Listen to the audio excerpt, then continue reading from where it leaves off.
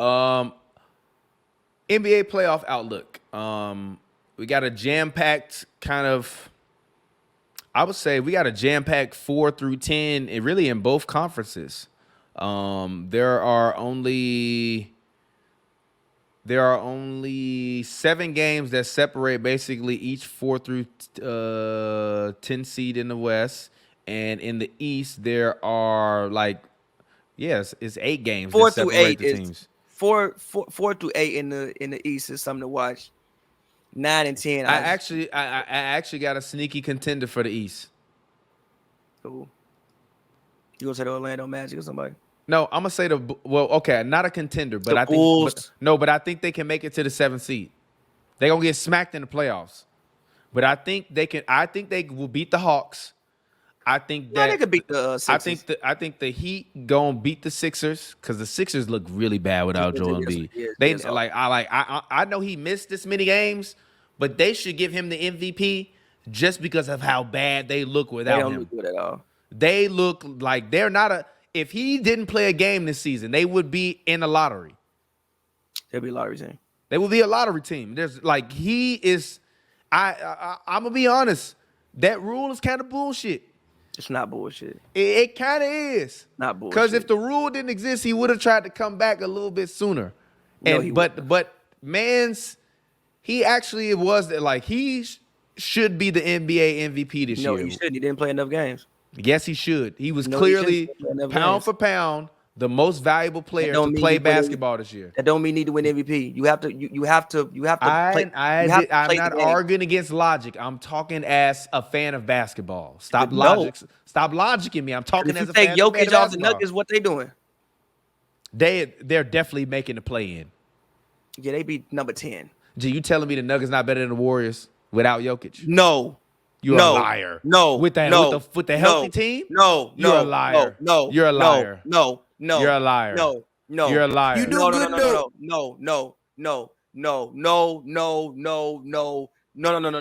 No. Fuck no. No.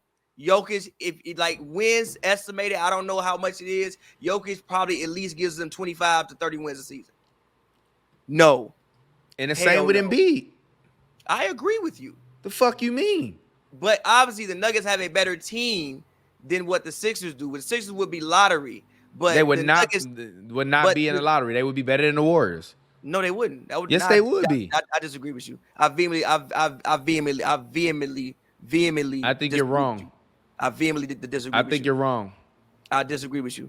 I think with no Jokic, they play like that Spurs team that year in 2014. Nigga, how they gonna do that? What you mean? Pass the ball, shoot threes. Pass the ball, shoot threes. What other great playmakers they got besides Jokic on that squad? Jamal Murray. He don't even get the opportunity to. He's not a great playmaker. No, he's solid but he doesn't get the opportunity to. You're playing with a generational big man. Because he's also just not a great playmaker. He probably shouldn't have the opportunity to run and conduct the whole offense. He's best suited in the role that he has right now. I can't agree with that one. Okay. I'm sorry, I can't. But my point is, I think the Bulls can sneak up and get the 7th or the 8th seed. I don't hate that opinion because I think if they play the Sixers, they can definitely beat the Sixers in a one-game scenario. Then proceed to get cooked by whoever they play in the playoffs. But I do think that they can. I don't hate that opinion. But as far as the Eastern Conference goes, I think the team that I still have my eye on watching is the New York Knicks, man. If the New York Knicks can actually get everybody back and actually get healthy in a solid amount of time. I know they got OG back. OG looked great last night. Played amazing. Josh Hart has been playing incredible recently. I wish he was on my fantasy team. Facts. Brunson's still doing Brunson things. I think Mitchell Robinson, I don't know if he's fully out for the season. Randall, I know he's been progressing. But the Knicks, man, they have a very good lineup 1 through 10. Obviously, you have Tibbs, who's historically been a really, really good coach in the NBA. You have Brunson. You have actually multiple. You have Randall, who now I think Randall gets shit a lot of times because Randall had to do too much, right? Like now, I still think you can rely on Randall to finish the game, but you also got Brunson to finish the game. Also, last year in the playoffs, he did have a full-on ankle injury. And you have probably, honestly, maybe in his role for New York, you have the best role player, arguably, in the NBA in OG. So the team that I'm looking at in the East is just New York, man. Like, I think that I think that New York can make any series tough for anybody, and I would not be shocked if they made a run to the conference finals, and they get to conference finals. Who knows what can happen? As far as the West goes, I mean, I'm with you. I think this. I'm with Ricky G. I think the Suns have been playing better. KD over the past however many games has been balling. Book is finally back. Book is back. Bradley Beal is finally playing basketball again. They actually have their actual team and they're playing better. So I mean, they're gonna be something to deal with. And yeah, I think the West is the more interesting conference, just off of, again, as we've stated ad nauseum at this point, just because of the top seeds. And I'm with you about your Thunder take, but I'm with you on your Thunder take for different reasons. I don't think the Thunder's roster is built for the postseason in its current stage. You don't have a big. Why? You Why? don't have. Why? You have no bigs. You What have do you Chet. mean? You have Chet Holmgren. Chet Holmgren is 210 pounds, and that's also not enough. Like, it's just not enough. You have Chet and no one else. Who is your backup center? Chet can't play 48 fucking minutes. He can't play 48 minutes. They have a Josh Giddey problem. You know, you know who you wouldn't be saying this about Who? if he was on the team? Who? Wemby. I would be saying this about Wemby. Wemby can't play 48 fucking You a minutes. goddamn No, lie. If Wemby was on the Thunder, you wouldn't be telling me they ain't got no He big can't man. play 48 minutes. And also the Spurs also have and also the Spurs also have Zach Collins that you could run out there with Wemby. They have a much bigger basketball team than what the Thunder have. The Thunder have Lou Dort playing the 4. The tallest person they have in their lineup outside of Chet is 6'5". Who they gonna go against that guy's size like that though, other than the Nuggets? The Timberwolves, even without Cat, they're still bigger. Nas Reed, Jaden McDaniels is 6'9". Anthony Edwards taller than Lou Dort. Nickeil Alexander-Walker taller than Lou Dort. The Clippers, they whole lineup besides James Harden is taller than Lou Dort. The Lakers, everybody is damn taller than Lou Dort and Shea. Like, their team just isn't built for the playoffs. It doesn't have to be, because they have so many picks. They probably just want to run out there and just see what they could do this season. And you know what? They probably think, you know what, my window is whatever my window is, because we can just grow with this team and we have so many picks and we can just do so much. But at the same time, like, their roster just isn't built for playoff basketball, in my personal opinion, unless they're playing against a team like the Kings. And if they play against a team like the Kings, yes, I know Chet is bigger than Sabonis, but Sabonis is strong as fuck. I ain't gonna lie, bro. Sabonis been hooping. Sabonis been hooping. Sabonis been balling since he didn't make the All-Star team. He been playing like a man possessed since he didn't make the All-Star team. I give him mad credit for that. Yeah. Like, Sabonis has been balling. So it's like, I just don't believe in. I just think the Thunder have a serious roster construction problem. I think they have a roster that works really well when you play in a team once and you can see them all back to backs in the regular season. But when you get to the playoffs, I think even Shea, right? I don't think Shea is going to have as easy of a time scoring 30 points, more so because of the people he's around than just of Shea than he's having in the regular season. And like I said, I think they have a Josh Giddey problem. Josh Giddey is going to get played off the floor in any series that they have because he can't shoot. And then you have to put in either Carson Wallace, Gordon Hayward if he has something left to give you.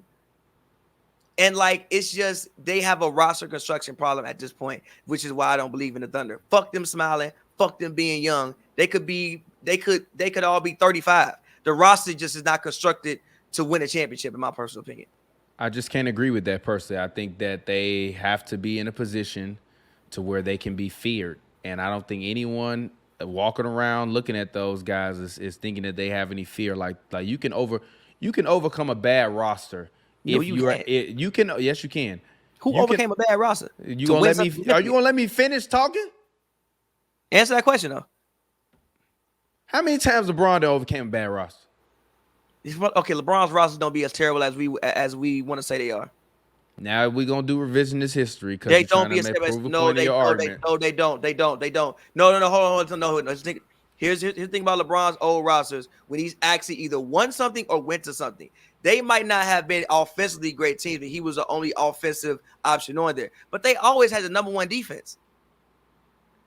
Am I lying about that? Some would argue in part because of him. That's fine. And I said when he actually went to something or won something. I ain't talking about when he lost in the second round. I'm talking when he actually went to the finals or won the finals. Them rosters wasn't terrible, bro. That people love to tell me that Cavs roster was bad. I did what, the 2018 one? No, when they first went to the finals. It wasn't that terrible compared to what the East was at the time. It really wasn't. They had a great defense and they had the best player in the conference. And they played the Pistons, who for some dumbass reason said, we don't need Ben Wallace no more. We could just put Chris Webber down there. And what the fuck happened? Now when Boston put the big three, you gonna get your ass whooped. But I'll shut up. Continue. Yeah, man. I think that it's interesting just to kind of see just like the landscape of kind of the league and what might shake out, because I think we are in for just 100% total chaos until the Nuggets get to the conference finals. Like everything I think is going to be extremely chaotic until the Nuggets get to the conference finals, and then it's time for Papa to put the kids to bed because Big Jokic is coming through.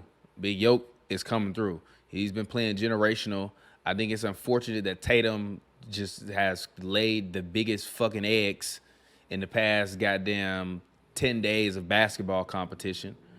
But to me, my question is right now, who is the MVP as of right now? The Thunder and the Nuggets are tied.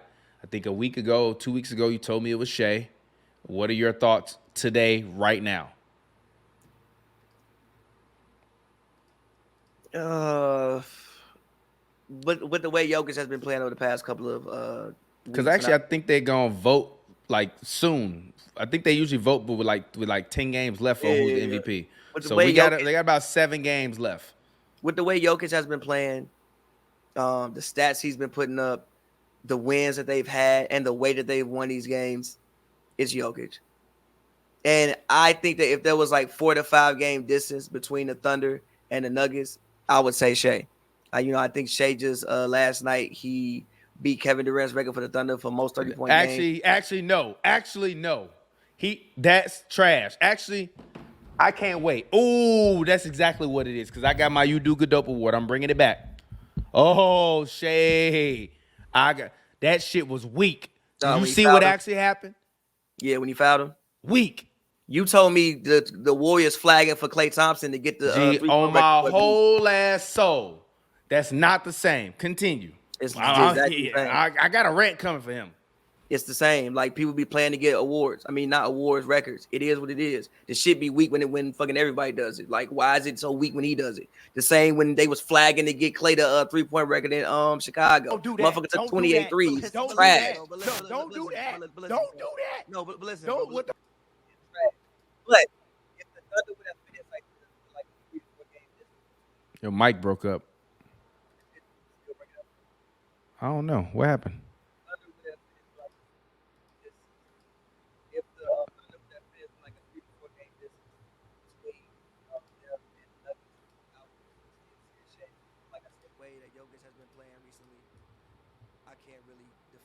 Yeah, your mic mad low now.